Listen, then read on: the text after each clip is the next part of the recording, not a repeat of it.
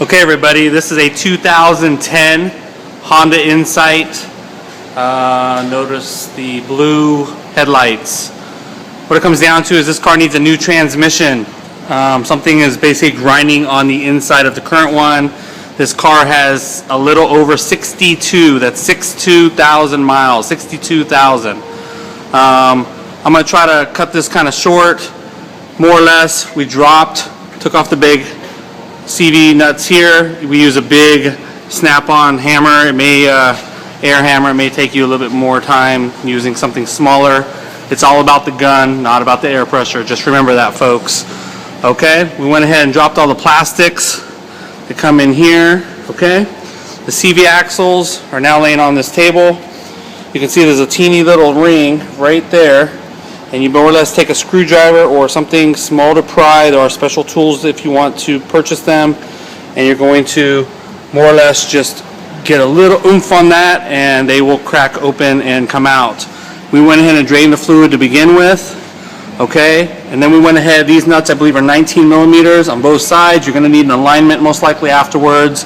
We disconnected the brake line, speed sensors, and everything else here. We used an S-hook, which we currently keep around the shop, but the reason why we took all this off is so the CV axles were easy to get out when it comes to bending them out of the hole, which is right here. Makes our life easier. We just did on both sides, pulled the CV axle out pretty quickly. Okay, on the top part, all you have to do is more or less, we pulled out the battery, okay, pulled out anything that was in the way, all the normal plastics. But folks, before you do any of this, and again, the car is in the air, so can't show you right this second, but in the trunk, you're going to take out the spare tire, and on the passenger side, above the spare tire, there's a little plate, and you're going to hit the off switch, kind of like a light switch in a hallway, and you're going to put the off. We let ours sit for about 2 hours before we went ahead and disconnected the main harness. The main harness is a plug. Everyone will tell you to be very scared of this plug. If you're going to put your tongue on it or pee on it, you should be scared. Otherwise, just unplug it. Cover it up with some tape so nobody gets in it. It's unplugged, and the rest of the engine no longer has power to it, unless you're referring to this little battery. And all of you all have seen that. That's just a normal car battery, okay? Again, this is an automatic transmission out of the Honda Insight 2011. Most likely we're going to pull this mount tomorrow and possibly the other mount, which is up top, way up here on top of the motor, and we will more or less slide the motor to the left temporarily while we take this tranny out. The new tranny is already on the table. They have a plug in here to prevent dust from getting in. This tranny has 30,000 miles on it. They curved this because there's supposed to be a filter in the middle, and they did that to protect it. So normally a filter goes there. You're going to transfer all of your parts over, and that's what the bell housing looks like from the inside. So that's why you can't just drop the tranny. You have to kind of spread it apart and drop it down. Have fun. Okay, this is part 2. Forgive the rubber glove. We are very funny that way in the shop. We are dropping the motor and the tranny together. We have disconnected everything. All this is hanging up here. If you did not know, the hybrid has 8 total spark plugs. You might as well get them done now. We did have to remove the intake. It just made things easier, and you most likely will too. Depending on where you live and what state you're in, or if you're in a farmhouse or in the city, you're going to have to evacuate the AC, which you do with a AC machine. Not everyone has one, and I realize this, but it makes life easier. These are the 2 engine mounts. These are the nuts that we've just pulled off.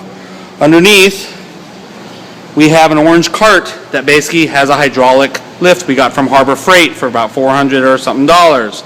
We took the handle off to lay on the ground because it won't go up underneath the car. Okay? So the goal right now is to use our big lifts, which if you're working in your garage, you would probably have a little different system set up, but we are an automotive shop, so we are actually going to lift the car up, and the engine will still be on the cart, as we have one person holding here to make sure it doesn't rock back and forth, and another person to probably sit around with a flashlight and make sure that nothing is basically holding on to the motor. And this is what they call basically what you would do a motor swap, except we're doing one for the transmission to make our lives a little easier, because if you look, there's almost no room, about an inch between the tranny and the frame, and on this side there's about an inch between the engine and the frame. And due to that reason, my master technician, I'm just joking, has decided that it is easier to drop the whole motor. This only took us a grand total of about 3 hours to get where we're at, and that is goofing off. But you also, and here we go, will need to drop the subframe before that. And there it is without the towel laying on it. And we dropped the whole subframe, and we did mark the steering gear with some paint so we know where to put it back into the car. It just drops out, and it's not etched or has no type of cutout, so you have to be a little careful when you put it back in, otherwise your steering wheel will be crooked. And we just disconnected the whole caliper. It's still in the car on both sides, and the speed sensor or ABS sensor, and we more or less just pulled this whole subframe out with a transmission jack resting, and obviously 2 people were there for safety reasons. Okay, and back over to here, you can kind of see, and I'll use a flashlight, you can kind of see what we did. We just hung the calipers on the spring, and I'm on the left side of the car right now, and in about, I don't know, give or take 10 minutes, we will have the engine and transmission out of the car and ready to bolt up the new transmission. Alrighty, we're hoping that you enjoyed this video. We did this because nobody had an insight that they had done. And by the way, last but not least, when you take out the starter, don't try to be creative and put it back in right away, because the flywheel for the new transmission and everything, it's easier to bolt up without the starter in, and you would put the starter in last. Okay, and then button everything up. You'd have to recharge the AC system, and there's really nothing else to be scared of. It's just a pretty simple engine swap. Obviously you could do a thermostat right there. I think that's probably the thermostat, and you could probably do some spark plugs and a couple belts. But the biggest thing is do the back side of the intake spark plugs, because those are very difficult to, yes, I was going to say the B word, to get to. And you can look in the back, everything had to come undone. If it's connected, it's got to be routed some other way. And the main reason the intake comes off is so you can get the whole wiring harness off. And for all you knuckleheads out there, I don't need any, I don't know, of the snide comments, because I really could care less.